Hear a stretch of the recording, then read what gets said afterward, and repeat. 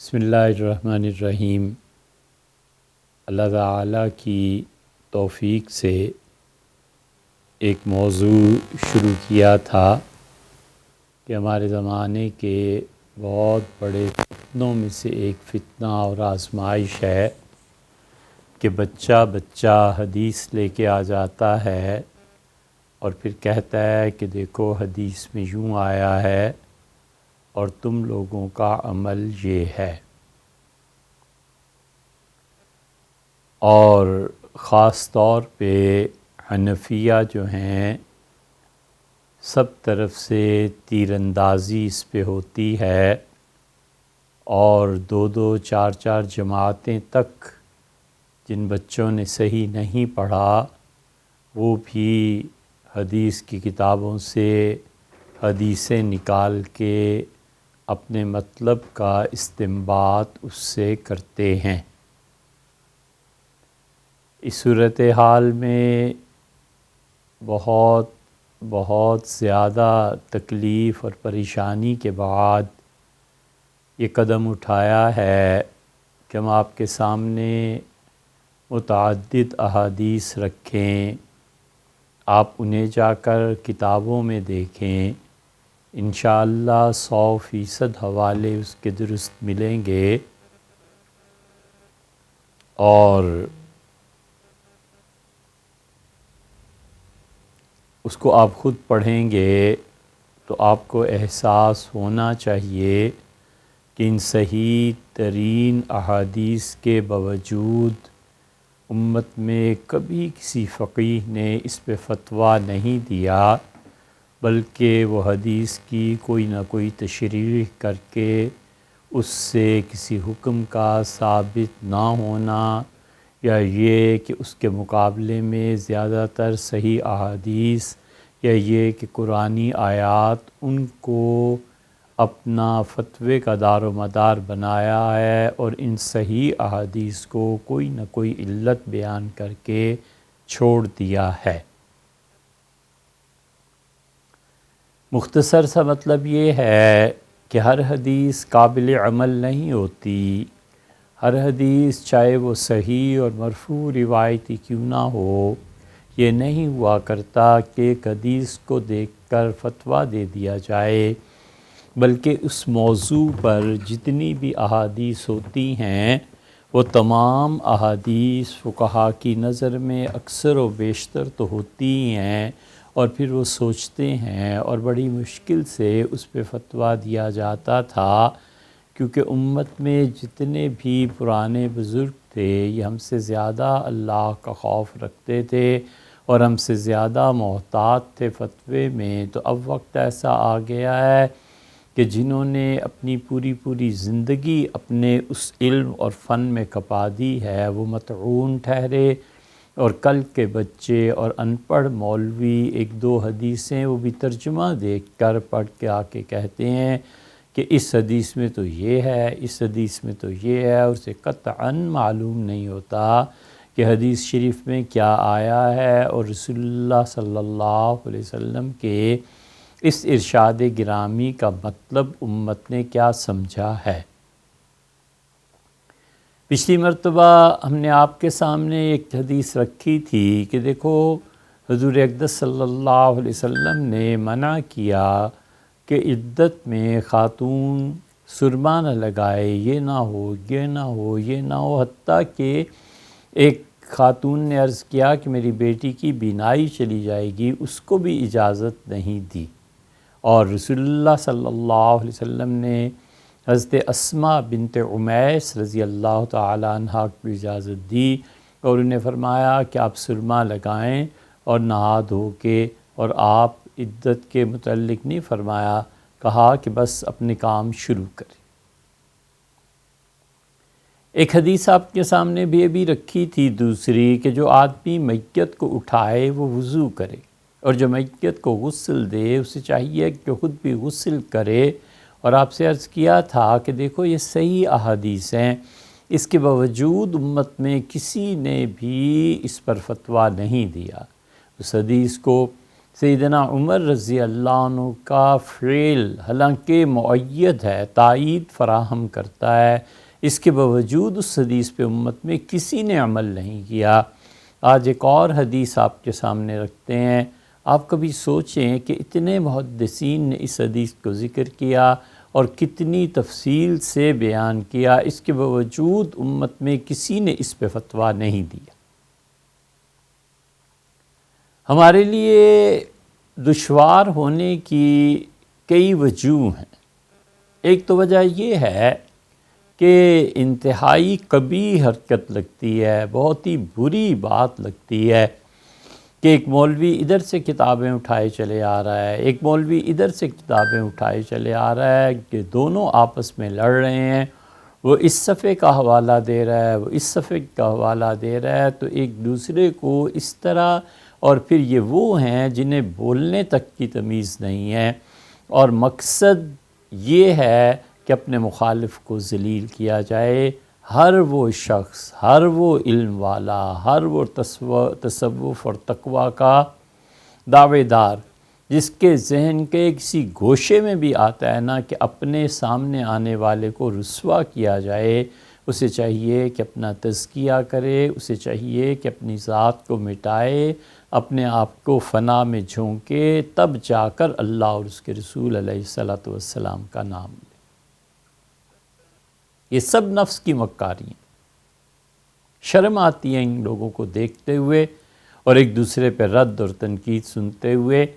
یاد رکھنا چاہیے کہ ہم دین کے نام پہ جتنی جارحیت کا ارتکاب کرتے ہیں اور دین کے نام پہ جتنا ہم مارتے ہیں، حتیٰ کہ بچے جو حفظ کرتے ہیں دین کے نام پہ، اس بچے کی بھی جو پٹائی ہوتی ہے اور کسی بڑے آدمی کی تذلیل ہوتی ہے، اس کا براہ راست نفع سیکولر عناصر کو پہنچتا ہے۔ جو لوگ بے دین ہوتے ہیں وہ ادھر سے ہی جنم لیتے ہیں۔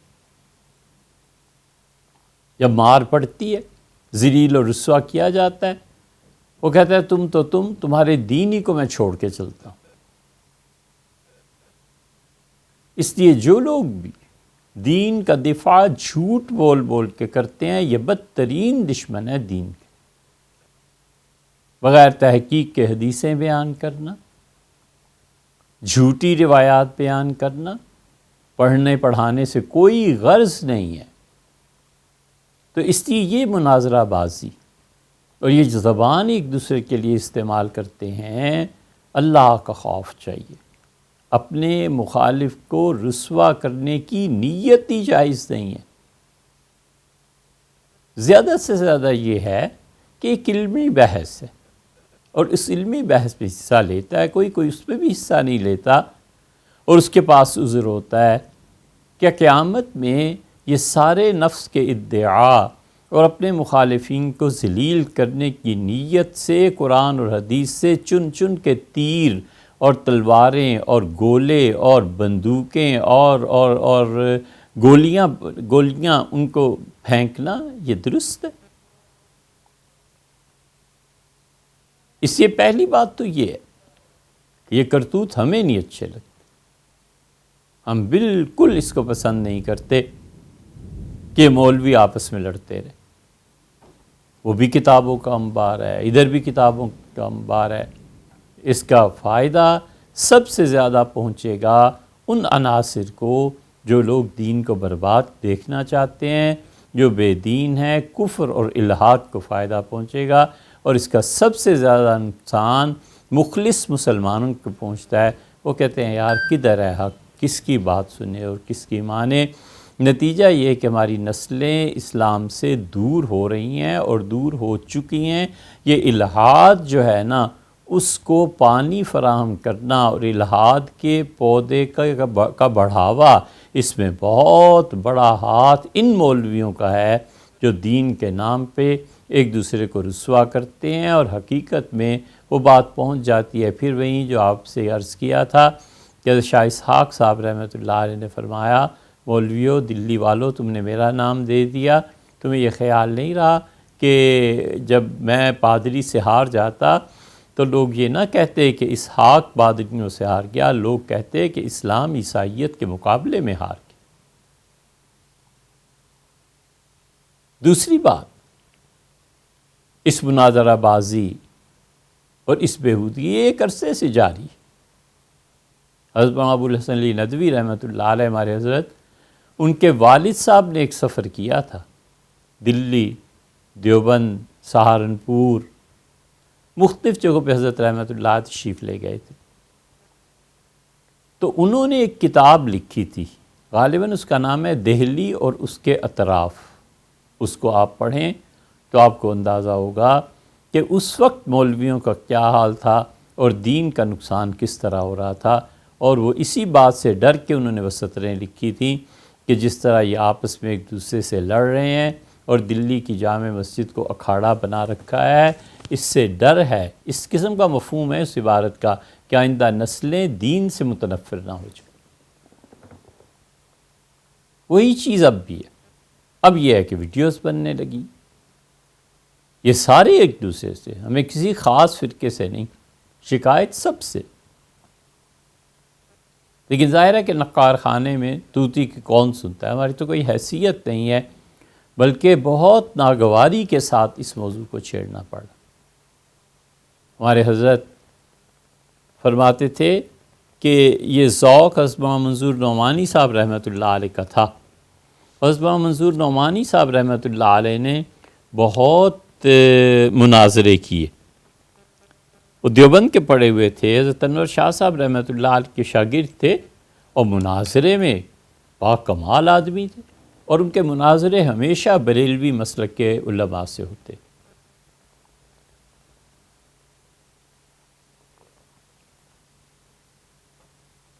جب بیعت کے لیے حاضر ہوئے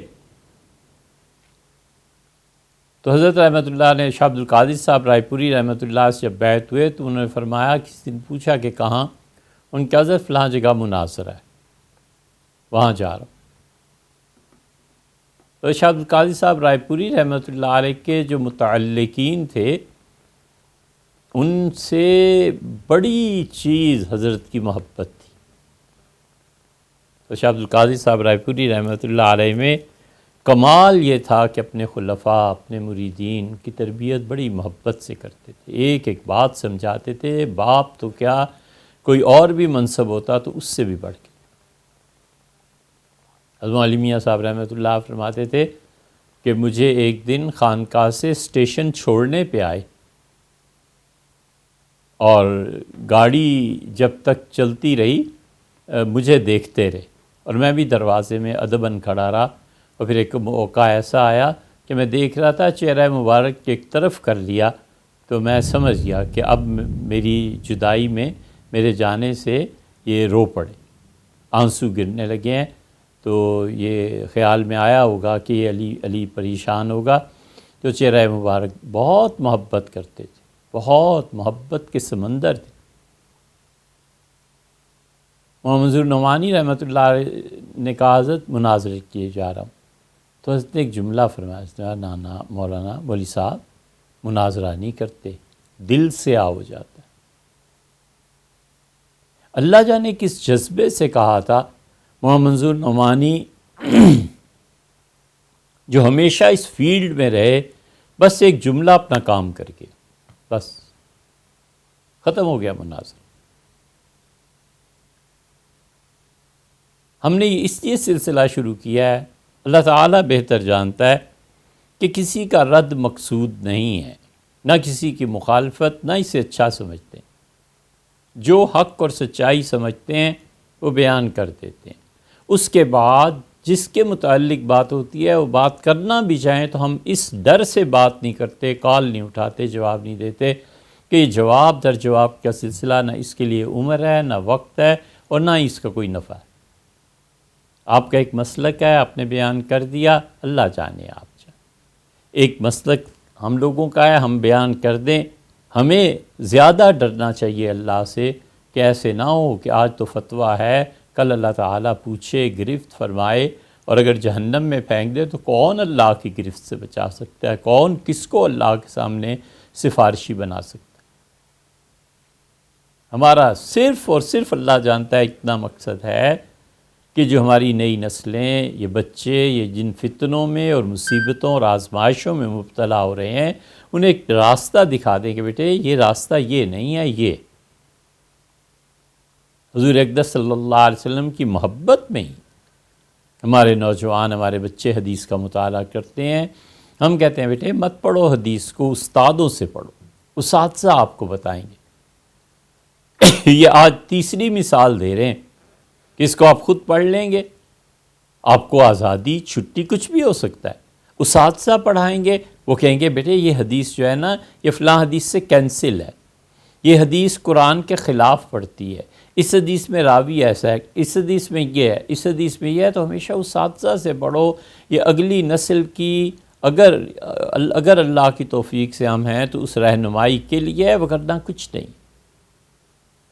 اسی خوف سے بہت سے لوگ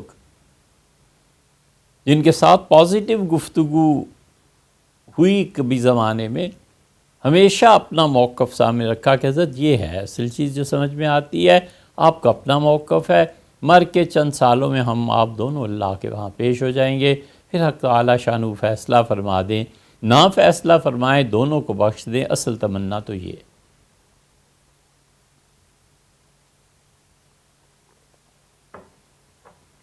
اور علم کی اس لگن کے بعد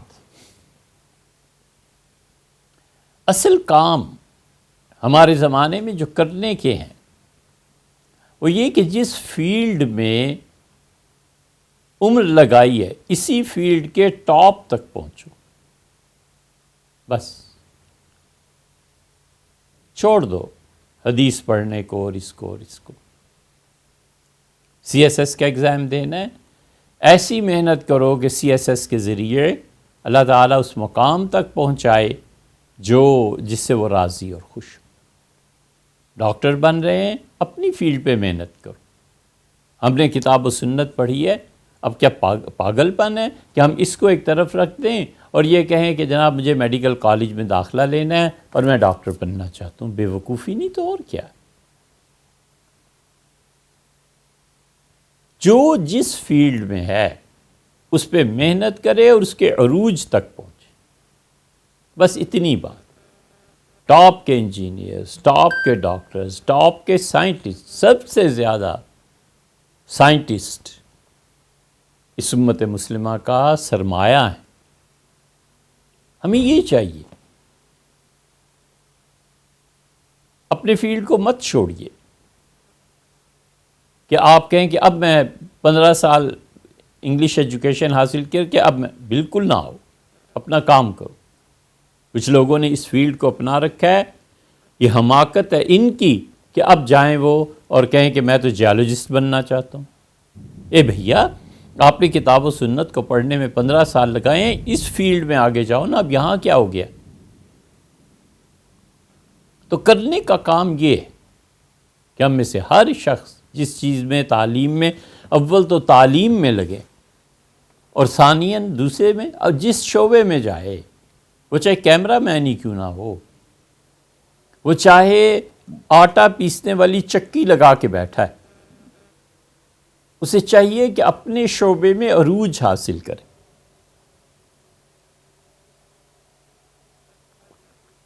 پھر اللہ کی توفیق سے پڑھنا ہے، اسلام کے متعلق ضروری معلومات حاصل کرنی ہے، اہل علم ہیں، علماء ہیں، اللہ سے مانگ کے جہاں دل لگ جائے، جہاں جڑ جائے۔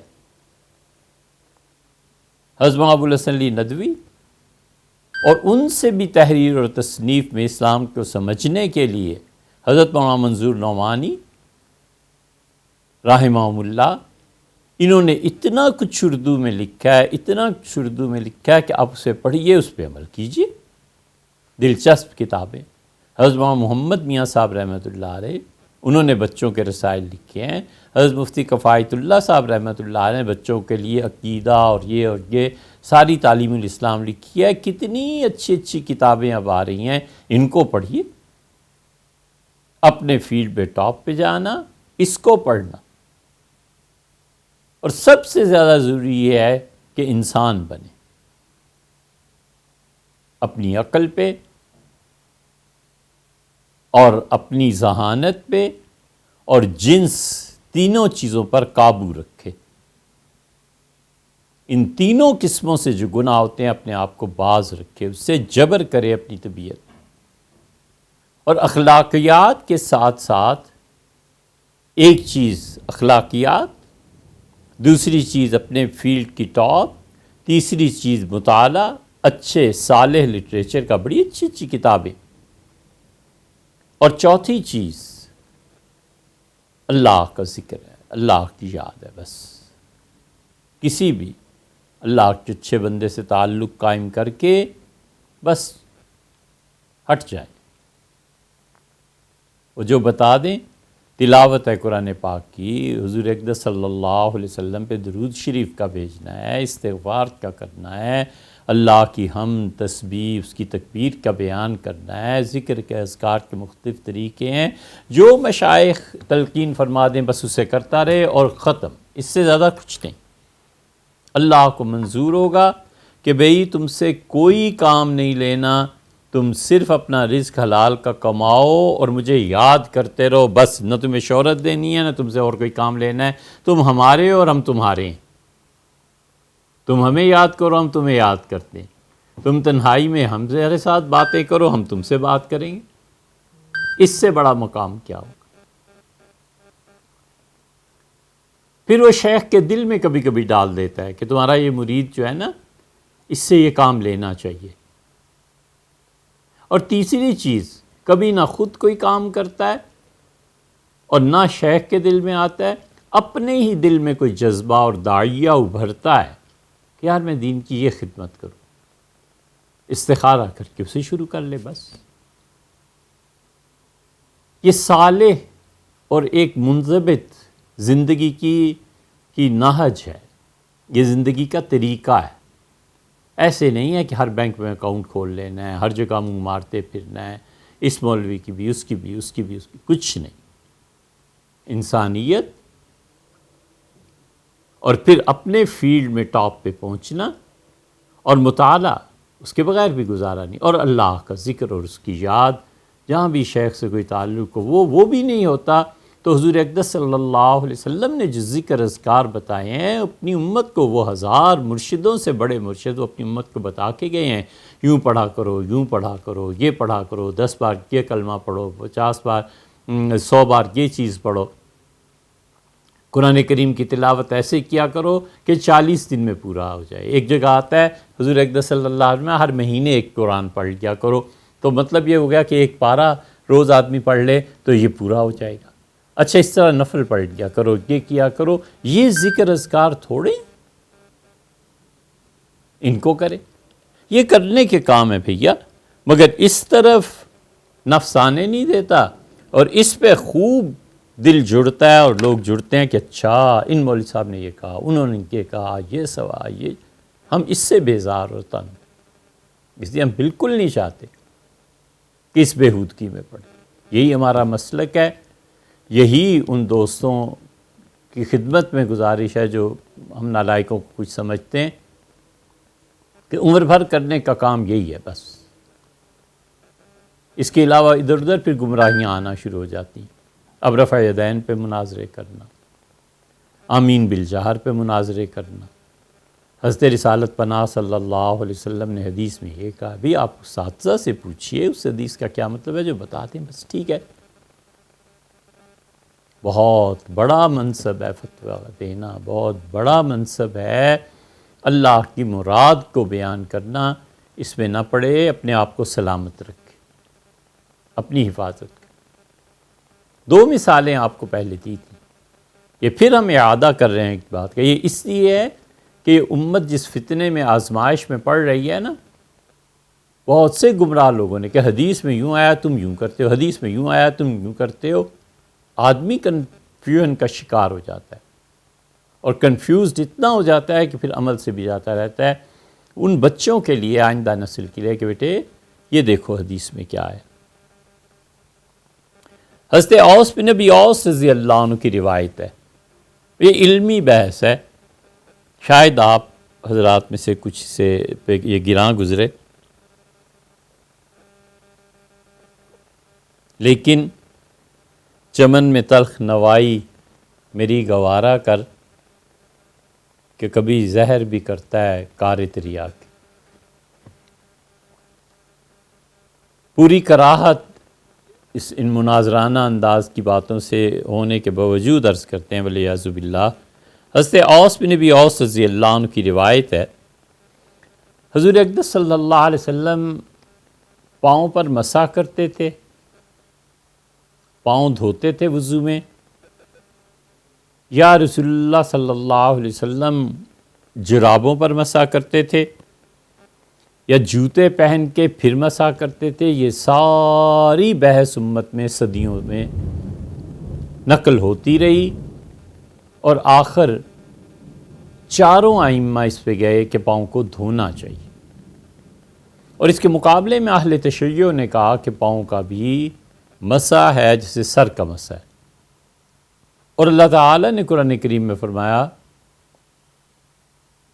کہ فَامْسَحُوا رُؤُوسَکُمْ، اپنے سروں کا مسح کرو، وَأَرْجُلَکُمْ عَلَى الْکَعْبَیْن، اور اپنے پاؤں کا ٹخنوں تک مسح کرو یا غسل کرو، دھو دو یا مسح کرو۔ اہل تشیع نے اسے اختیار کیا اور وہ مسح کرتے ہیں پاؤں پہ، اب تک ان کی فقہ میں یہی مسئلہ ہے۔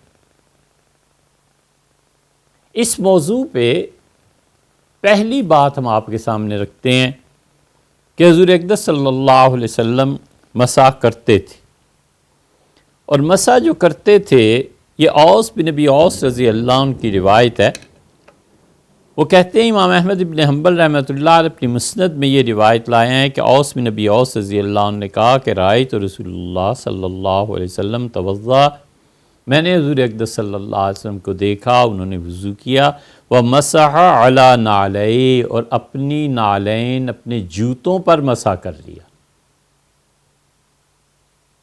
ثُمَّ قَامَ إِلَى الصَّلَاةِ، پھر اٹھے اور آپ نے نماز پڑھا دی۔ اس حدیث سے صاف پتہ چلتا ہے کہ حضور اقدس صلی اللہ علیہ وسلم نے جوتوں پر مسح کیا، نہ پاؤں دھوئے، نہ پاؤں پہ مسح کیا، جوتوں پر مسح کیا اور نماز کے لیے تشریف آوری ہو گئی۔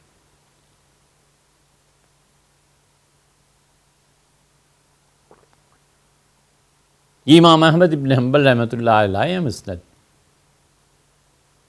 اب اس کی دوسری روایت دیکھیں تو امام طبرانی لائے، اور طبرانی اپنی معجم کبیر میں اس کا ذکر کرتے ہیں، اور یہی اوس ابن نبی اوس رضی اللہ عنہ کی روایت ہے۔ انہوں نے کہا رأیت ابی، میں نے اپنے والد محترم کو دیکھا، یمسح علی النعلین، اور وہ جوتوں پر ہی مسح کر لیتے تھے، انہیں مسح کیا جوتوں پر۔ اب بوٹ پہنے ہوئے کسی نے اور اسی پہ مسح کر لیتا ہے۔ فَقُلْتُ أَتَمْسَحُ عَلَيْهَا، میں نے عرض کیا والد سے کہ آپ ان پہ ہی مسح کر رہے ہیں، جوتوں پہ ہی؟ قال رأیت النبی صلی اللہ علیہ وسلم یفعلہ، انہوں نے کہا میں نے حضور اقدس صلی اللہ علیہ وسلم کو دیکھا ہے آپ اسی طرح جوتوں پر مسح کر لیا کرتے تھے۔ یہ روایت ابن حبان نے بھی کی ہے جو صحیح روایت ہے، اور یہ روایت امام طبرانی رحمۃ اللہ نے بھی کی ہے۔ یہ دونوں احادیث ثابت کرتی ہیں کہ حضور اقدس صلی اللہ علیہ وسلم نے جوتوں پر مسح کیا ہے۔ امت میں کوئی بھی اس کا قائل نہیں، چاروں ائمہ اس بات کے قائل نہیں ہے کہ جوتوں پہ مسح ہے۔ ایک آدمی فوجی ہے، بوٹ پہنتا ہے،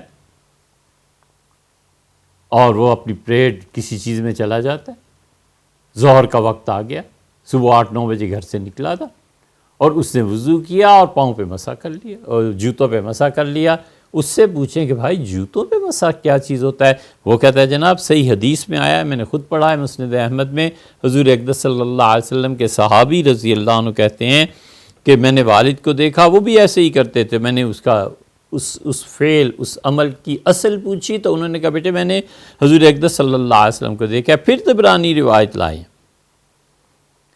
حضرت اوس رضی اللہ عنہ کہتے ہیں کہ مررنا علی ماء من میاہ الاعراب، ہم پانی کے ذخیرے سے گزرے۔ عربوں کے ہاں پانی کے ذخیرے ہوتے تھے، جیسے حوض ہوتے ہیں۔ پرانے زمانے میں پانی جہاں بھی جمع ہوتا تھا، پرندے آنا جانا شروع کر دیتے تھے، تو اس سے پتہ چلتا تھا کہ یہاں زندگی ہے.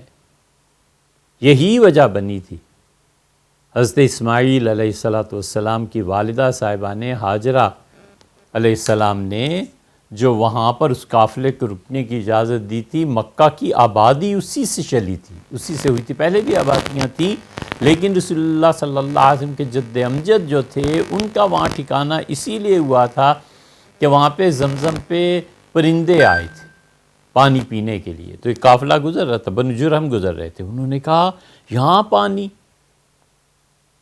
اور آدمی دوڑایا.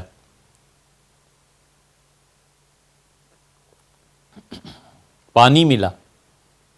سردار نے کہا کہ پوچھیں کہ اگر اجازت دیں تو ہم یہاں ٹھہر جائیں. انہوں نے کہا اس شرط پہ کہ تم ہمیشہ پھر یہیں رہو گے. انہیں کیا چاہیے تھا، وہ زمزم کے گرد ڈیرے ڈال کے بیٹھ گئے اور اس سے آبادی شروع ہوئی. پھر اسماعیل علیہ السلام کی شادی اسی قبیلے میں ہوئی وغیرہ وغیرہ. تو ذکر ہوتا تھا فلاں کا کنواں، یہ ہندوستانی تہذیب میں بھی ہے، حافظ جی کا کنواں. بہت اس طرح پانی کے کمی بھی ہوتی تھی، لوگوں کو یاد بھی ہوتا تھا اتنے میل پہ پانی آ رہا ہے. تو یہ جو عربوں کے پانی کے ذخائر جہاں جہاں ہوتے تھے، وہ کہتے ہیں کہ ہم لوگ گزرے وہاں سے. فقام ابی، تو میرے والد کھڑے ہوئے. اب نماز کا وقت آ گیا تو اس کے لیے اٹھے، نماز کے لیے اٹھے. فبالا، انہوں نے استنجا کیا.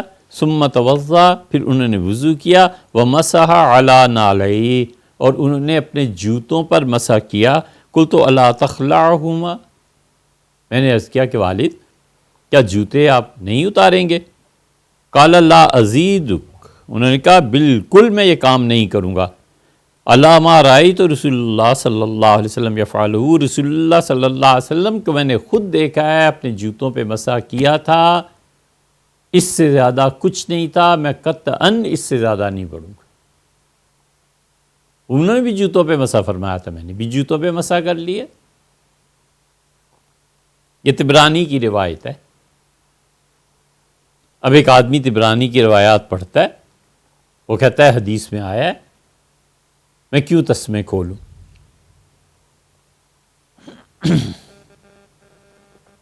میں کیوں نہیں ان جوتوں پہ مسح کر سکتا؟ یہ سب جوتوں پہ مسح کی روایات. طبرانی اور بھی لائے ہیں، چوتھی روایت بھی لائے ہیں. اوس بن نبی اوس رضی اللہ عنہ نے کہا میں نے حضور اقدس صلی اللہ علیہ وسلم کو دیکھا، انہوں نے وضو فرمایا. ومسح علی نعلیہ، اور اپنے جوتوں پہ، اپنے مبارک جوتوں پہ مسح فرمایا. طبرانی اور روایت لائے ہیں، وہ کہتے ہیں کہ اوس بن نبی اوس رضی اللہ عنہ کہتے ہیں میں نے رسول اللہ صلی اللہ علیہ وسلم کو دیکھا، وضو کیا. ومسح علی نعلیہ، اور جوتوں پر مسح کرنے کے بعد قام الی الصلاۃ، نماز کے لیے کھڑے ہو گئے. حضور اقدس صلی اللہ علیہ وسلم نماز پڑھا رہے ہیں یا خود پڑھ رہے ہیں، صحابہ رضی اللہ عنہ پیچھے ہیں. اب کیا کہنا ہے، وضو نہیں ہوا رسول اللہ صلی اللہ علیہ وسلم کا؟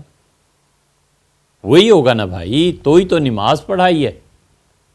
اللہ کے نبی صلی اللہ علیہ وسلم، ان سے بڑھ کے سچا کون ہو سکتا ہے؟ ہوا ہے وضو، نماز پڑھائی ہے. تو اب اگلا سوال یہ اٹھتا ہے کہ جس نے یہ حدیث پڑھ لی وہ کہے گا کہ رسول اللہ صلی اللہ علیہ وسلم اچھا جوتوں بھی مسح کر لیا کرتے تھے، میں تو شام کو جاتا ہوں ایکسرسائز کرنے کے لیے، جم جاتا ہوں، نماز کا وقت بیچ میں آتا ہے، تو اب کون جاگرز اتارے اور کون کرے؟ میں بھی ایسے ہی کر لوں گا. کوئی کہے کہ تمہاری نماز نہیں ہوئی تو کہے گا کیوں نہیں ہوئی بھئی، حضور صلی اللہ علیہ وسلم کی ہو گئی تھی، میری کیوں نہیں ہوئی؟ اس حدیث کا کیا جواب ہے؟ پوری امت نے اس حدیث کو نہیں لیا. ہم حوالے پہ حوالہ دے رہے ہیں. مسند احمد میں آیا ہے، طبرانی نے اس حدیث کو نقل کیا ہے، ابن حبان نے نقل کیا ہے، ابن عدی نے کامل میں نقل کیا ہے، اور وہ صحابی رضی اللہ عنہ ہی بدل گئے ہیں. وہ کہتے ہیں کہ عبداللہ ابن عباس رضی اللہ عنہ نے کہا کہ ان رسول اللہ صلی اللہ علیہ وسلم توضا مرتن، حضور اقدس صلی اللہ علیہ وسلم نے ایک ایک بار وضو کیا. اگر اللہ تعالیٰ کی توفیق ہوئی تو یہ مرتن ہے نا، ایک ایک بار وضو کیا. ایک بار وضو کرنے کا مطلب یہ ہے کہ کلی ایک مرتبہ کی، ناک میں پانی ایک مرتبہ ڈالا، چہرہ مبارک کو بھی ایک مرتبہ دھویا.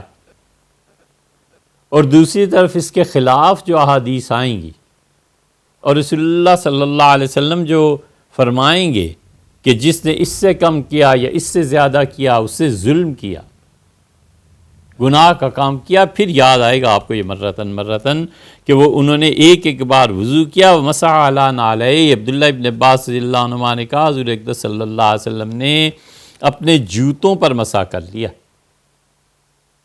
مسند احمد 1، طبرانی 2، ابن حبان 3، ابن عدی کامل، اور امام بہقی رحمۃ اللہ سنن کبریٰ میں بھی لائے 5، اور عبد الرزاق نے تو اس پہ صاف لکھ دیا بہی ناخذ. میں اسی پہ فتویٰ دیتا ہوں. عبد الرزاق رحمۃ اللہ علیہ کا فتویٰ امت نے لیا ہی نہیں، چلی ہی نہیں یہ بات آگے. اور بزار یہ چھٹے محدث ہیں، اور انہوں نے بھی ایک اور صحابی سے، ایک اوس بن نبی اوس ہو گئے، ایک عبداللہ ابن عباس ہو گئے، یہ عبداللہ ابن عمر رضی اللہ عنہما ہیں، سیدنا عمر رضی اللہ عنہ کے بیٹے. وہ آدمی جسے خلافت کی پیشکش ہوئی، وہ آدمی جو پوری امت کا امیر المومنین بن سکتا تھا، وہ آدمی جس کو دیکھ کر لوگ کہتے تھے کہ رسول اللہ صلی اللہ علیہ وسلم نے ایسے ہی کیا ہوگا، اس لیے عبداللہ ابن عمر رضی اللہ عنہ ایسے کرتے ہیں. وہ جسے اتنا رسول اللہ صلی اللہ علیہ وسلم سے تعلق تھا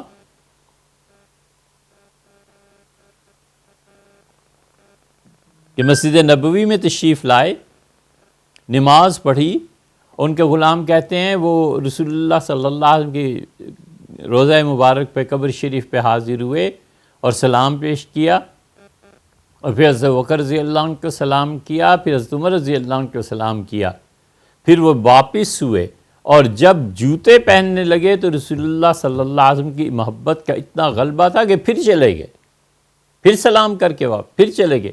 ان کے غلام کہتے ہیں 200 مرتبہ عبداللہ ابن عمر رضی اللہ عنہ نے اس دن ان تینوں پہ سلام پیش کیا.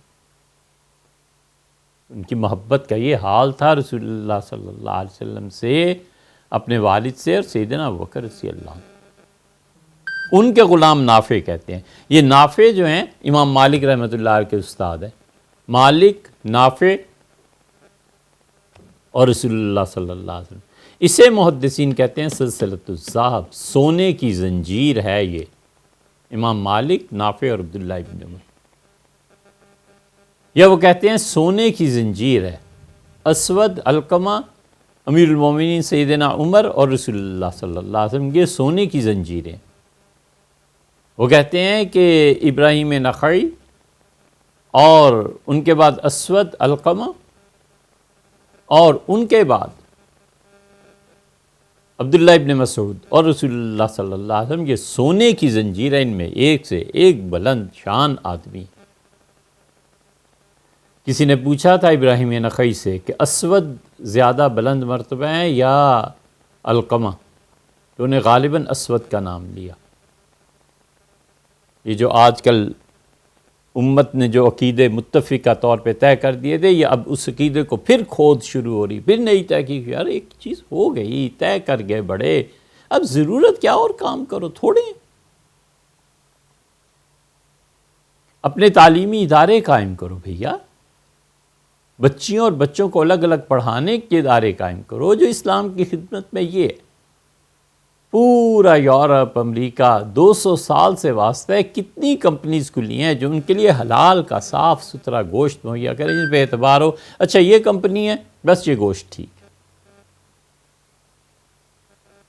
وہاں اپنا نظام تعلیم قائم کرنا. جو بیچارے مسلمان لگ لپٹ کے کوئی نہ کوئی اپنے اسلامی اسکول کھول رہے ہیں، ان کی مدد کرنا، ان کے ساتھ تعاون کرنا، یہ کام کرنے کے ہیں. یہ چیزیں طے ہو چکی ہیں حضرت، اب اس کو کیوں کھودتے ہیں آپ؟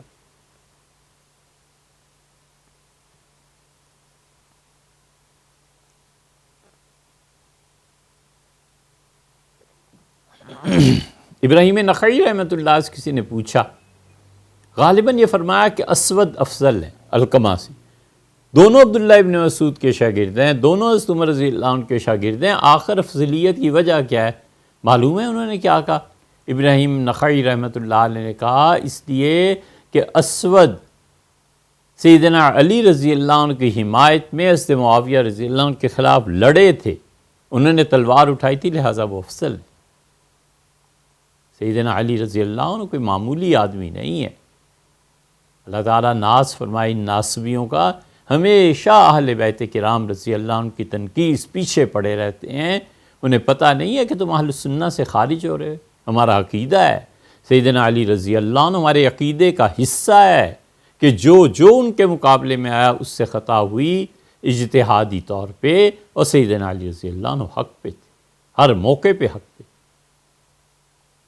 یہ عبداللہ ابن عمر رضی اللہ عنہ ہیں، نافع، مالک، امام مالک بزار نے کہتے ہیں، نافع کہتے تھے کہ حضرت عبداللہ ابن عمر رضی اللہ عنہ نے وضو کیا تھا، وضو کرتے تھے، کان یتوضا ونعلاه فی رجلاه، اور ان کے دونوں جوتے ان کے پاؤں میں ہوتے تھے، جوتے نہیں اتارتے تھے، وَيَمْسَحُ عَلَيْهِمَا، اور دونوں جوتوں پر مسح کر لیتے تھے، اور پھر کیا کہتے تھے، وَيَقُولُ، اور فرمایا کرتے تھے، كَذَلِكَ كَانَ رسول اللہ صلی اللہ علیہ وسلم يفعل، حضور اقدس صلی اللہ علیہ وسلم کا بھی یہی عمل تھا۔ سارا وضو کر لیا، پاؤں دھونے کی باری آئی تو پاؤں جو تھے حضرت رسالت پناہ صلی اللہ علیہ وسلم ان پر مسح کر لیا کرتے تھے، اور انہوں نے عبداللہ ابن عمر رضی اللہ عنہ نے کہا میں نے بھی یہی کیا۔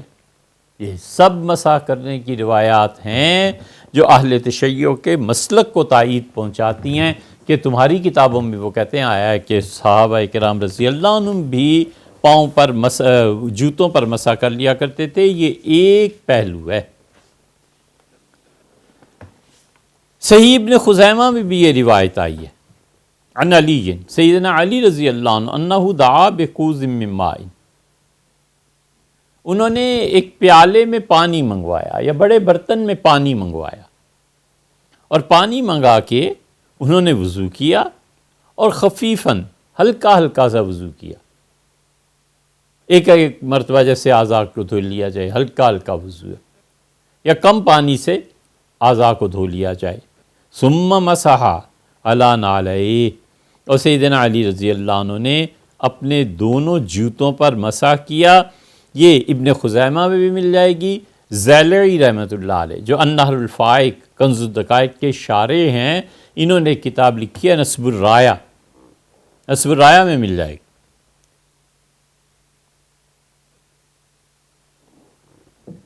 بہت عظیم کتاب، حنفی فقہ میں جو شاندار کتابیں لکھی گئی ہیں اور جو بڑے بڑے ائمہ پڑھتے اور پڑھاتے رہے ہیں، نصب الرایہ ان میں سے ایک ہے۔ کیا لکھا ہے کہ حضور اقدس صلی اللہ علیہ وسلم نے وضو کیا تھا، سیدنا علی رضی اللہ عنہ کیا۔ دارمی روایت لائے ہیں، وہ کہتے ہیں کہ عبد خیر نے کہا کہ میں نے سیدنا علی رضی اللہ عنہ کو دیکھا، انہوں نے وضو کیا، ومسح علی نعلین، اور اپنے دونوں جوتوں پہ مسح کیا، اور وسع جوتوں کو ہلا دیا، یہ ہلا دیا، اس کا مطلب ہے کوئی ایسے جوتے پہنے ہوئے تھے جیسے ہمارے یہاں چپل جسے کہتے ہیں نا، کہ پانی اس کے اندر گھس جاتا ہے۔ ثم قال لولا انی رأیت رسول اللہ صلی اللہ علیہ وسلم فعل کما رأیتمونی، پھر فرمایا جیسے تم مجھے دیکھ رہے ہو نا جو کچھ میں نے کیا ہے، اگر میں نے رسول اللہ صلی اللہ علیہ وسلم کو نہ دیکھا ہوتا کہ وہ جوتوں پر مسح کرتے ہیں تو میں کبھی بھی ایسے نہ کرتا۔ لرأیت ان باطن القدمین احق بالمس من ظاہرہا، کمال کا جملہ کا، فرمایا تو پھر میں فتویٰ اس پہ دیتا کہ پاؤں کے تلے ہیں ان کی طرف مسح کرنا چاہیے، اوپر نہیں کرنا چاہیے، کیونکہ عقل میں یہی بات بظاہر آتی ہے نا کہ آدمی جب پیدل چلتا ہے صحرا میں، گرد آلود علاقے میں، تو وہ جو اس کا چلنا ہے اس سے پاؤں کا نچلا حصہ متاثر ہوگا، عقل میں یہی آتی ہے، اور مسح اوپر کی طرف کیا جا رہا ہے۔ زیادہ سے زیادہ آپ یہ کہہ سکتے ہیں کہ مٹی جھاڑنے، لیکن اصل تلویث، اصل ملوث ہو رہے ہیں پاؤں کے تلوے۔ تو امیر المومنین سیدنا علی رضی اللہ عنہ بتا رہے ہیں کہ دین کا سارا دار و مدار عقل پہ ہی رکھنا ہے، تو پھر اگر میں ہوتا تو فتویٰ یہ دیتا کہ پاؤں کے تلوے جو ہیں انہیں کیا جائے، ان پر مسح کیا جائے، ظاہر قدم پہ اوپر مسا نہ کیا جائے، لیکن چونکہ میں نے رسول اللہ صلی اللہ علیہ وسلم کو دیکھا ہے وہ ایسے کرتے تھے تو میں نے بھی تمہارے سامنے ایسے ہی کیا جیسے وہ کرتے تھے۔ دیکھا آپ نے کتنے، دارمی نے اپنی روایت میں البتہ اس پہ ایک اور اضافہ کیا ہے۔ دارمی رحمۃ اللہ نے اس پہ لکھا ہے کہ یہ جو حدیث ہے میں جو لایا ہوں، یعنی سیدنا علی رضی اللہ عنہ نے رسول اللہ صلی اللہ علیہ وسلم کو دیکھا یہ اور یہ کہ مسح فرمایا اپنے دونوں جوتوں پہ، یہ قرآن کی اس آیت نے منسوخ کر دیا ان تمام احادیث کو جو کہ میں نے، جو انہوں نے اپنی کتاب میں لکھی ہے اس سمیت ساری کتابوں کی، کہ اللہ یہ کہتا ہے کہ وَامْسَحُوا بِرُؤُوسِكُمْ، اپنے سروں کا مسح کرو، وَأَرْجُلَكُمْ إِلَى الْكَعْبَيْنِ، اور اپنے دونوں پاؤں کو دھو لو ٹخنوں تک۔ یہ دیکھا آپ نے صحیح حدیث بیان کی، اور کس چیز سے کینسل ہوئی ہے ساتھ وہ بھی دلیل بیان کر۔ یہ واحد دارمی ہیں جو یہ کہہ رہے ہیں، کرنا سب نے حضور اقدس صلی اللہ علیہ وسلم کا فعل اور احادیث ذکر کر دی ہیں۔ ناسخ جو حدیثیں منسوخ کریں یا قرآن کی آیت وہ نہیں کی۔ اب جو بچہ صرف احادیث کو پڑھے گا وہ کہے گا یہ تو بالکل ٹھیک ہے، اتنی کتابوں میں آ گئی، مسند بزار میں بھی آ گئی، ابن خزیمہ نے بھی کہہ دیا، دارمی نے بھی کہہ دیا، معجم کبیر میں طبرانی نے بھی کہہ دیا، امام احمد بن رحمۃ اللہ علیہ بھی راوی ہیں، یہ اور یہ اور یہ، اور وہ کہے گا کہ اچھا اس کا مطلب تو یہ ہوا کہ ہم سب کو جوتوں پر مسح کر لینا چاہیے۔ یہ تمام احادیث اس کے علاوہ بھی کتابوں میں ہیں، ہم نے آپ کے سامنے رکھی ہیں۔ پوری امت میں کیا مجال ہے کہ کسی نے فتویٰ دیا ہو کہ تم جوتوں پر مسح کر لیا ہو؟ اتنی احادیث کو کیوں چھوڑا ہے؟ کیوں چھوڑا؟ حتیٰ کہ اہل تشیع بھی وہ پاؤں پہ مسح کے قائل ہیں، جوتوں پر مسح کے تھوڑے ہی قائل ہیں۔ اس لیے جو حدیث کا شور مچائے پھرتے ہیں نا، انہیں نہیں سمجھ آتی کہ لوگوں کو کس طرح ہم لے جا رہے ہیں۔ اور اگر وہ مخلص ہیں، اگر واقعی حضور اقدس صلی اللہ علیہ وسلم کی محبت میں ایسے کرتے ہیں تو اللہ جانے ان کا معاملہ، لیکن جو جان بوجھ کے ضد سے، حنفی، شافعی، مالکی، حنبلی، کسی کی بھی ضد میں آ کے ایسی بات کرتے ہیں، نہیں کرنی چاہیے بھیا۔ یہ ضد اور یہ چیزیں انسانی اخلاقیات کو تباہ کرتی ہیں۔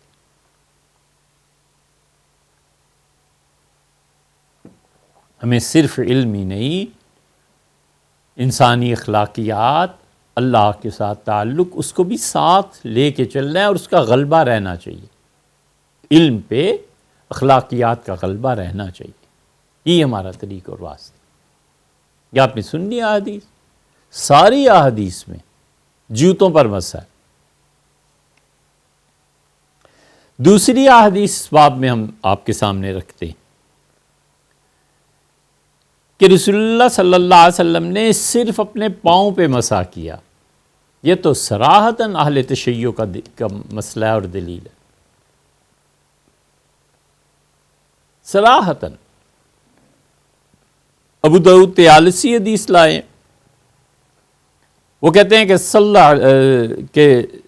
صلی علی الظہر، امیر المومنین سیدنا علی رضی اللہ عنہ نے ظہر کی نماز پڑھائی جہاں ان کا دفتر تھا، جو جگہ تھی، ثم جلس فی حوائج الناس، اور پھر وہ تشریف فرما ہوئے لوگوں کے مسائل حل کرنے کے لیے۔ اس سے معلوم ہوتا ہے کہ شاید ان کے اپنی خلافت کے دور کا واقعہ ہوگا، حتیٰ حضرت العصر، یہاں تک کہ عصر کا وقت ہو گیا، مصروف رہے۔ پھر انہوں نے پانی منگایا، اور برتن میں جب پانی آیا تو فصب منہ کفاً، امیر المومنین رضی اللہ عنہ نے اس سے ایک چلو بھرا، اور اس چلو سے بھر کے اپنے چہرہ مبارک کو دھویا۔ پھر اسی طرح چلو لیتے رہے، وَيَدَيْهِ، اور دونوں ہاتھوں کو دھویا، وَمَسَحَ عَلَى رَأْسِهِ، اور امیر المومنین رضی اللہ عنہ نے سر کا مسح کیا، وَرِجْلَيْهِ، اور دونوں پاؤں کا بھی مسح کیا۔ یہاں جوتے آئے تھے، یہاں قدمین آ گئے، دونوں پاؤں کا مسح کیا۔ اہل تشیع یہی کرتے ہیں، یہ آپ کی کتاب میں ہے۔ ثم قام، پھر کھڑے ہوئے فشرب، اور وہ جو فضل ماء پانی جو بچ گیا تھا وضو کر کے اسے پیا، وہ ہوا قائم، اور کھڑے ہو کے پیا۔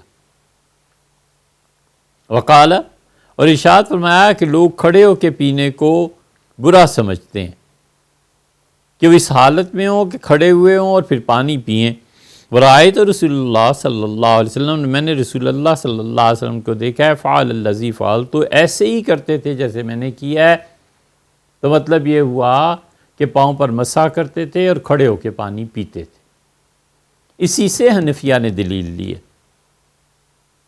اور باقی محدثین اور فقہا نے، کہ کھڑے ہو کے پانی پینا، وضو کے بعد کا پانی 1، زمزم 2، اور راستے میں جو واٹر کولرز لگے ہوئے ہوتے ہیں، سبیلیں لگی ہوئی ہوتی ہیں، لوگوں نے پانی اپنے ہاں سے ذخیرے سے پائپس لگا کے چھوڑے ہوئے ہوتے ہیں عام پبلک کے لیے، ان تینوں مقامات پر کھڑے ہو کے پانی پینا جائز۔ اسی سے وہ دلیل لیتے ہیں۔ تو حضرت علی رضی اللہ عنہ کا کہ یہ میرا وضو وہ ہے کہ میں اگرچہ پہلے وضو سے تھا لیکن میں نے دوبارہ وضو کیا ہے، فریش ہونے کے لیے، تازگی حاصل کرنے کے لیے۔ حضور صلی اللہ علیہ وسلم ہاتھ دھوتے تھے اور کبھی کبھی خشک نہیں کرتے تھے۔ اس پہ محدثین نے لکھا ہے اسی لیے خشک نہیں کرتے تھے کہ وہ ٹھنڈک زیادہ دیر تک ہاتھوں میں رہے، گرمی کا اثر نہ ہو۔ سیدنا علی رضی اللہ عنہ نے کہا میں نے حضور صلی اللہ علیہ وسلم کو دیکھا کہ وہ ایسے ہی کرتے تھے۔ دوسری حدیث دیکھیے، ابن شاہین کی کتاب ہے ناسخ والمنسوخ، بہت عمدہ کتاب ہے۔ کسی زمانے میں جامع الازہر نے چھاپی تھی، تو اب ہمیں ملی نہیں، مارکیٹ سے غائب ہے، پھر اس کا پرنٹ لے لیا تھا، اور الحمدللہ ہمارے یہاں لائبریری میں ادھر کو موجود ہے۔ ابن شاہین نے ناسخ اور منسوخ کی بحث کی ہے، بہت اچھی مباحث انہوں نے اس میں لکھی ہیں۔ اس حدیث کو ہر آدمی جسے حدیث پڑھنے کا شوق ہے نا، اس کتاب کو غور سے پڑھنا چاہیے کہ محدثین کا طرز عمل کیا تھا۔ وہ کہتے ہیں کہ عبد خیر جو سیدنا علی رضی اللہ عنہ کے شاگرد ہیں، انہوں نے کہا کہ سیدنا علی رضی اللہ عنہ کہتے تھے کہ کن تو ارا، میری رائے، میرا خیال یہ ہے کہ پاؤں کے نیچے تلوے زیادہ حق رکھتے ہیں بنسبت پاؤں کے اوپر کے، کہ ان پر مسح کیا جائے، انہیں صاف رکھا جائے۔ یہاں تک کہ میں نے رسول اللہ صلی اللہ علیہ وسلم کو دیکھا پاؤں کے اوپر کے حصے پہ مسح کرتے ہیں، تو پھر میں نے وہی کیا۔ اگر صرف عقل ہی سے کام لینا ہوتا، یہ ہے نا عقل اور نبوت کا آپس میں ٹکراؤ۔ عقل کہتی ہے تلوے دھو، اوپر صاف کرنے کا تمہیں کیا فائدہ ہے؟ اور نبی کریم صلی اللہ علیہ وسلم نے اوپر مسح کیا ہے، بس ٹھیک ہے۔ سیدنا علی رضی اللہ عنہ کیا کرنا، میرا تو ہوتا یہ فتویٰ۔ امام احمد ابن حنبل رحمۃ اللہ علیہ ہیں، یہ تیسرے آدمی ہیں۔ ابو داؤد طیالسی 1، ابن شاہین 2 اور امام احمد، تینوں اہل السنہ کے ائمہ کرام میں سے ہیں، صحیح احادیث ہیں، کیوں نہیں فتویٰ دے گئے؟ امام احمد کو تو خاص طور پہ دے دینا چاہیے تھا، کیونکہ ان کی اپنی کتاب میں یہ روایت موجود ہے۔ انہوں نے کہا رأیت علیاً،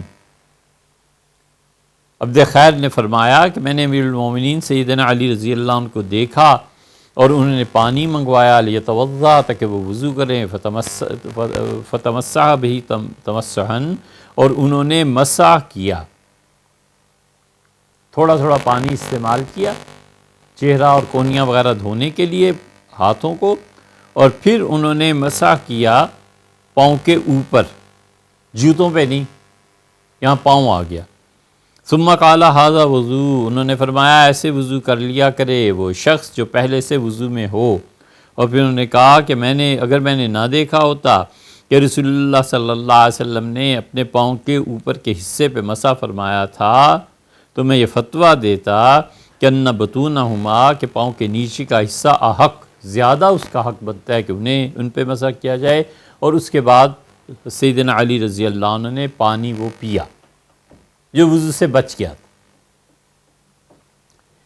ابن شاہین ہی کی اگلی روایت دیکھ لیجیے، انہوں نے کہا میں نے حضور اقدس صلی اللہ علیہ وسلم کو دیکھا آپ طائف تشریف لائے پانی کے ایک ذخیرے پہ۔ طائف حضور اقدس صلی اللہ علیہ وسلم کا جانا تو ہوا ہے 2 مرتبہ۔ ایک تو طائف تشریف لے گئے تھے جب دعوت دینی تھی اسلام کی، اور وہاں پھر وہ واقعہ پیش آ گیا تھا سنگ باری وغیرہ۔ اور ایک رسول اللہ صلی اللہ علیہ وسلم تشریف لے گئے ہیں وہاں پر جب طائف کو فتح کرنا تھا تو قلعے کا محاصرہ اس وقت ہوا تھا۔ نبی کریم صلی اللہ علیہ وسلم نے اس محاصرے کے بعد ہی ہجڑوں کے متعلق کہا تھا کہ یہ تمہارے گھر میں نہ آیا کریں، اور خالد ابن ولید ام المومنین حضرت عائشہ رضی اللہ عنہ کو اپنے بہت بہت محبت تھی انہیں اپنے بھائی عبد الرحمن سے، اس کی شادی انہوں نے کرنی تھی۔ تو کسی نے انہیں بتایا کہ یہاں پہ ایک لڑکی ہے اور عبد الرحمن کی شادی اس سے کر دیں۔ خالد ابن ولید رضی اللہ عنہ کو کسی ہجڑے نے کہا کہ اگر لڑائی میں وہ لڑکی ہاتھ آ جائے تو ایسی ہے اور ایسی ہے اور ایسی ہے۔ حضور اقدس صلی اللہ علیہ وسلم نے فرمایا سن لیا آپ نے فرمایا میں نہیں جانتا تھا کہ ان ہجڑوں کو عورتوں کے متعلق اتنا کچھ پتہ ہوتا ہے، یہ تو آج میں نے سن لیا تو مجھے اندازہ ہوا کہ یہ تو ساری حرکتوں پہ نظر رکھتے ہیں، خبردار آئندہ سے انہیں گھروں میں نہ آنے دیا کرو۔ اس سال تشریف لے گئے تھے تو رسول اللہ صلی اللہ علیہ وسلم تشریف لائے طائف میں پانی کے ذخائر میں سے۔ آپ نے وضو کیا ومسح علی رجلائے، اور اپنے دونوں پاؤں پر مسح کیا۔ اس کا کیا حل ہے؟ یہ دوسری چیز یہاں دیکھ لیجئے، حشیم نے کہا کہ یہ فعل رسول اللہ صلی اللہ علیہ وسلم کا اسلام کے آغاز میں ہوا تھا۔ تو اب یہ مان لیا جائے کہ یا تو آغاز میں ہوا تھا جب حضرت زید رضی اللہ عنہ کے ساتھ سفر ہوا تھا اور پھر یہ حکم کینسل ہوا اور پھر رسول اللہ صلی اللہ علیہ وسلم پانی سے دھونا شروع کر دیا، لیکن بہت مشکل ہے۔ طائف کے اس سفر میں حضرت رسالت پناہ صلی اللہ علیہ وسلم نے وضو کہاں کیا ہوگا یقیناً، اس کی روایات کہاں ہیں، اس لیے حشیم کا یہ قول ماننا بہت مشکل ہے۔ اور پھر رسول اللہ صلی اللہ علیہ وسلم 5 نمازیں تو فرض نہیں ہوئی تھیں، وہ تو نمازیں 5 ہوئی ہیں، اس کے بعد جب معراج آئی ہے پھر جا کر 5 نمازیں فرض ہوئی ہیں۔ اس لیے یہ حشیم نے جو توجیہ اس کی ہے، اس کی بجائے تاریخ زیادہ ساتھ اس کا دیتی ہے کہ طائف تشریف لے گئے تھے جب قلعے کے محاصرے کے لیے، اس وقت یہ واقعہ پیش آیا ہوگا۔ یہ محض ایک اپنی رائے ہے، اگر یہ غلط ہے ہم اس کے ذمہ دار ہیں، اللہ معاف کرے، لیکن اگر یہ صحیح ہے تو اللہ تعالیٰ اس سے قبول فرما لیں۔ یہ صرف رائے ہے، اس لیے حشیم کے قول پہ دل نہیں جمتا۔ جب تاریخ پہ نظر ہم کرتے ہیں تو پھر اندازہ ہوتا ہے کہ یہ بعد کا واقعہ ہے۔ ابن شاہین کے بعد طبرانی بھی آ گئے، وہ کہتے ہیں کہ اوس رضی اللہ عنہ نے کہا کہ میں نے رسول اللہ صلی اللہ علیہ وسلم کو دیکھا، وہ پانی کے ذخائر تھے، ان میں سے ایک پہ تشریف لائے، وضو کیا، مسح علی قدمے، اور اپنے دونوں پاؤں پر رسول اللہ صلی اللہ علیہ وسلم نے مسح کیا۔ یہ روایت لائے ہیں پھر سیدنا عثمان رضی اللہ عنہ، جوتوں پہ مسح تھا۔ یہ ساری روایات اہل تشیع کے مسلک کو مؤید کرتی ہیں، اور صحیح ابن خزیمہ میں آ گئی۔ پھر حیثمی لائے ہیں، عباد ابن تمیم رضی اللہ عنہ کہتے ہیں اپنے والد سے کہ میں نے رسول اللہ صلی اللہ علیہ وسلم کو دیکھا، آپ نے وضو کیا، ومسح بالماء، اور پانی سے ہاتھوں کو بھگویا اور داڑھی میں مسح کیا، ورجلے، اور دونوں پاؤں پر مسح کیا۔ اور یہ حدیث جو آئی ہے، یہ حیثمی مجمع الزوائد میں جہاں یہ حدیث لائے ہیں انہوں نے اس پہ لکھا ہے کہ اس کے سارے راوی موثوقون، ثقہ راوی ہیں، اتھینٹک حدیث، اس کی اتھینٹسٹی پہ انہوں نے لکھا ہے کہ ہر آدمی ان میں سچا ہے، ہر آدمی اعلیٰ درجے کا انسان ہے۔ اور پھر رسول اللہ صلی اللہ علیہ وسلم کے لیے ایک صحابی رضی اللہ عنہ کہتے ہیں نبی کریم صلی اللہ علیہ وسلم نے فرمایا کہ دیکھو میں تمہیں بتاؤں کہ کسی شخص کی نماز اس وقت تک ٹھیک نہیں ہوتی جب تک کہ اس کا وضو ٹھیک نہ ہو، کما امرہ اللہ، جیسے اللہ نے حکم دیا ہے ویسے وضو کیا کرو، اپنے چہرے کو دھو، دونوں ہاتھوں کو کونیوں تک، اور مسح کرو اپنے سر کا اور اپنے دونوں پاؤں کا ٹخنوں تک، ثم یکبر، اس کے بعد کہو اللہ اکبر۔ اس وضو سے تمہاری نماز ٹھیک ہوگی۔ آپ خود غور کر لیں، یہ ساری وہ روایات ہیں جو اہل تشیع و اہل سنہ کے مقابلے میں پیش کرتے ہیں اور کہتے ہیں جناب آپ کی کتابوں میں لکھا ہے، ہمارا مسئلہ کیوں غلط ہے؟ اور لطف کی بات یہ ہے کہ ادھر دوسری طرف ائمہ اربعہ میں سے کسی نے اس روایت کو نہیں لیا۔ عروہ تھے، عروہ پاؤں کے اوپر مسح کرتے تھے یہاں تک کہ ان کے پاؤں پر نشانات پڑ گئے۔ عروہ کے علاوہ اہل سنہ میں سے کوئی اس بات کا قائل نہیں ہوا، ائمہ اربعہ میں سے کسی نے اس پہ فتویٰ نہیں دیا۔ یہ حدیث کیا کرنی ہے؟ آپ سوچیں، اگر مسئلہ اتنا ہی آسان ہوتا حدیث سے مسائل کو استنباط کرنا، نکالنا، اس پہ فتویٰ دینا، اور پھر تیسری قسم کی ہم صرف 4 روایات ذکر کریں گے، 4 قسمیں ذکر کریں گے، باقی تو اور بھی پھر وہ ہے۔ تیسری قسم دیکھیں کیا آئی۔ تیسری قسم یہ ہے کہ حضور اقدس صلی اللہ علیہ وسلم نے دونوں پاؤں پر مسح کیا اور دونوں جوتوں پر بھی مسح کیا، دونوں چیزیں جمع فرما لی۔ یا تو پہلے جوتوں پہ مسح کیا ہے، پھر جوتے اتار کے پاؤں پہ کیا، یا پھر رسول اللہ صلی اللہ علیہ وسلم نے پہلے پاؤں پہ مسح کیا ہے، پھر جوتے پہن کے ان پہ بھی مسح کیا ہے۔ ثقفی ہیں یا اوس کہتے ہیں حضور اقدس صلی اللہ علیہ وسلم نے وضو کیا وَمَسَحَ عَلَى نَعْلَيْهِ وَقَدَمَيْهِ، اور رسول اللہ صلی اللہ علیہ وسلم نے 2 مسح کیے، ایک پاؤں پر اور ایک جوتوں پر۔ اور ٹھیک اسی سند سے یہ ابو داؤد، امام ابو داؤد رحمۃ اللہ علیہ اپنی سنن، ابو داؤد ہمارے ہاں صحاح ستہ میں شامل ہے، حدیث کی 6 مستند ترین کتابیں جو گنی جاتی ہیں، بخاری، مسلم، نسائی، ابن ماجہ، ترمذی اور ابو داؤد، بغیر ترتیب کے نام لے رہے ہیں۔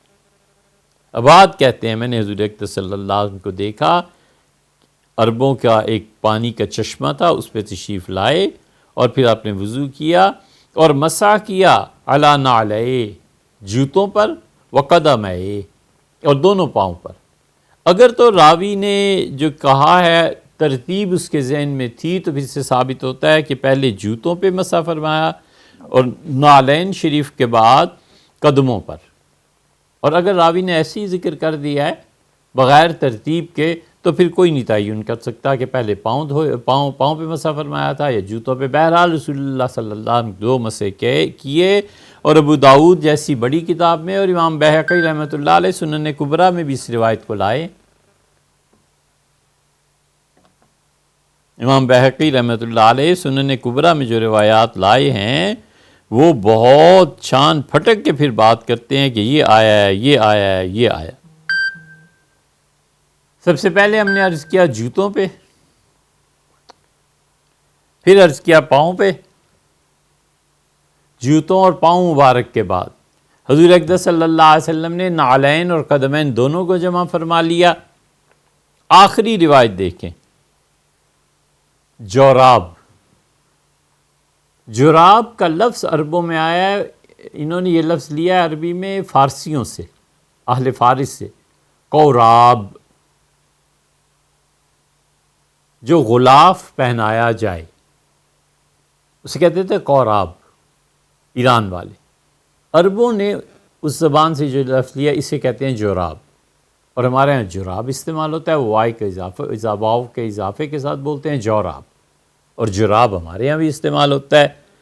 یہ دیکھیے آپ جناب کتنے حوالے اس کے دیں، امام احمد ابن حنبل رحمۃ اللہ علیہ 1، ابن ماجہ 2، ترمذی 3، ابو داؤد 4، بہقی سنن کبریٰ میں 5، طبرانی 6 اپنی کبیر میں، ابن حزم اپنی کتاب المحلہ میں لائے ہیں 7، ابن خزیمہ 8۔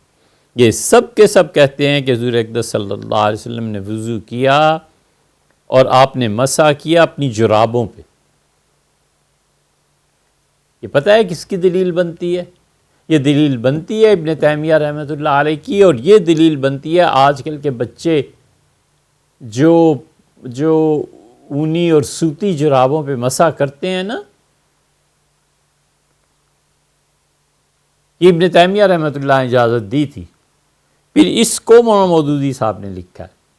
مودودی صاحب نے جب اس پہ لکھا تو بہت بڑے بڑے لوگوں نے پھر ان کے اس مسئلے پہ تنقید کی، خاص طور پہ مفتی شفیع صاحب رحمۃ اللہ، مولانا تقی عثمانی صاحب وغیرہ. پوری امت میں کوئی اس طرف نہیں گیا کہ جرابوں پہ مسح کر لیں، نائلون کی جرابیں پہن لی. امت اس طرف گئی ہے، ائمہ اس طرف گئے ہیں کہ وہ کہتے ہیں کہ یا تو جراب ہونی چاہیے چمڑے کی، اور یا اتنی موٹی ہونی چاہیے جو برفانی علاقوں میں پہنی جاتی ہے، ہمارے یہاں گلگت وغیرہ میں، کہ اس کے اوپر اگر پانی کو بہایا جائے تو اندر نمی نہ پہنچے. وہ اس کو مانتے ہیں. ان کے سامنے یہ حدیث نہیں تھی. ایک ابن تیمیہ رحمۃ اللہ علیہ رہ گئے تھے جن کے سامنے حدیث تھی. ائمہ اربعہ میں سے کوئی اس حدیث کی طرف نہیں گیا. وہ کہتے ہیں یا تو چمڑا ہو، اور یا اتنے گف ہو وہ جراب، اتنی موٹی ہو کہ باہر پانی گرے تو اندر تک نہ پہنچے. یہ مسح آسان مسئلہ نہیں ہے. قرآن کہتا ہے کہ اسے دھو. امام ابو حنیفہ رحمۃ اللہ علیہ فرماتے تھے مجھ تک جب یہ روایات پہنچی تو میں حیران ہوا اس بات پہ کہ قرآن تو کہتا ہے پاؤں کو دھو، اور یہ مسح کی روایات آ رہی ہیں. اور مسح کس پہ؟ چمڑے پہ. امام ابو حنیفہ رحمۃ اللہ کے جملہ البحر الرائق پہ ہیں. انہوں نے کہا قرآن کی آیت کے بعد احادیث کا آنا 80 صحابہ کرام رضی اللہ عنہ سے زیادہ آدمیوں کی روایات جب مجھے ملی کہ یہ سب کے سب چمڑے پہ مسح کرتے تھے، حضور صلی اللہ علیہ وسلم کا فعل نقل کرتے تھے، تو 80 صحابہ کرام رضی اللہ عنہ کی ان شہادتوں، ان گواہیوں، ان روایات کے بعد میں نے اجازت دی. میں نے کہا احادیث بھی بہت آ گئی ہیں تو لہٰذا چمڑے کے موضوع پہ مسح کر لیا کرو. اتنے محتاط تھے یہ لوگ کہ انہوں نے 80 سے زیادہ صحابہ کرام رضی اللہ عنہ کمل دیکھ کے یہ فتویٰ دیا. ورنہ قرآن جس چیز کو کہتا ہے دھویا کرو، کون کہہ سکتا ہے کہ مسح کافی ہے؟ اسی آج کل خاص طور پہ یورپ میں، امریکہ میں کئی جگہ ہم نے دیکھا. لندن میں تو عجیب بات دیکھی.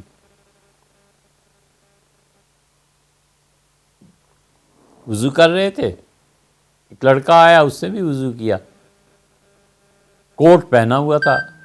جب بیٹھا تو حیرت ہوئی کہ ابھی کرے گا کیا. چہرہ دھویا، اور چہرہ دھونے کے بعد اس نے دونوں ہاتھ پانی میں بھگو کے اور مسح کر لیے. سر پہ مسح کیا اور جرابوں پہ، اور نماز کے لیے. ہم نے ان سے ویسے ہی پوچھا کہ بھیا ایک بات کہنے لگے، ہم بھی کوئی واقفیت نہیں تھی. ہم نے کہا بھیا یہ بات ارشاد فرمائیے کہ یہ مسح جو کیا ہے کونیوں تک ہاتھ نہیں دھوئے. اس نے کہا جی اس موسم میں کونیوں تک کون ہاتھ دھوئے، تو جیسے جرابوں پہ مسح ہو جاتا ہے میں نے کونیوں پہ بھی کر لیا. یہ ہے خود سے عقل کے زور پہ شریعت کو بدلنا. امام ابو حنیفہ رحمۃ اللہ نے ایک مسئلہ پیش آ گیا نا کہ پاؤں کو دھونا ہے یا مسح کرنا ہے. دھونے کا حکم تو انہوں نے کہا قرآن نے دیا ہے، اب مسح کا حکم کہاں سے قرآن میں آیا؟ انہوں نے کہا 80 صحابہ کرام رضی اللہ عنہ کی روایات پہنچی ہیں تب میں نے فتویٰ دیا ہے کہ مسح کرو. اب یہاں دیکھیں یہ جرابوں پہ اور جوتوں پہ رسول اللہ صلی اللہ علیہ وسلم مسح کیا. مسح کی ایک روایت یہ ہو گئی جو یہاں پہ ابن حزم محلہ میں ابن خزیمہ ان ابی موسیٰ الاشعری، حضرت ابو موسیٰ الاشعری رضی اللہ عنہ کہتے ہیں کہ ان رسول اللہ صلی اللہ علیہ وسلم، حضور اقدس صلی اللہ علیہ وسلم توضا، وضو فرمایا، ومسح علی الجوربین، اور رسول اللہ صلی اللہ علیہ وسلم دونوں جرابوں پر بھی مسح کیا اور دونوں جوتوں پر بھی مسح کیا. تو سب سے پہلے جوتوں کی روایات، پھر قدمین شریفین کی، اور پھر دونوں کو جمع کر لینا، اور چوتھی روایت جرابوں اور جوتوں کو جمع کر لینا. یہ 4 ہیں. ابھی تو ہم نے وہ ذکر ہی نہیں کیا جہاں حضور اقدس صلی اللہ علیہ وسلم نے وضو کرتے ہوئے پاؤں پر جب پانی ڈالا تو پھر رسول اللہ صلی اللہ علیہ وسلم کتنا پاؤں کو دھویا ہے، راوی کہتا ہے بس مسلسل دھوتے رہے ٹھنڈک کی غرض سے یا کسی بھی چیز سے۔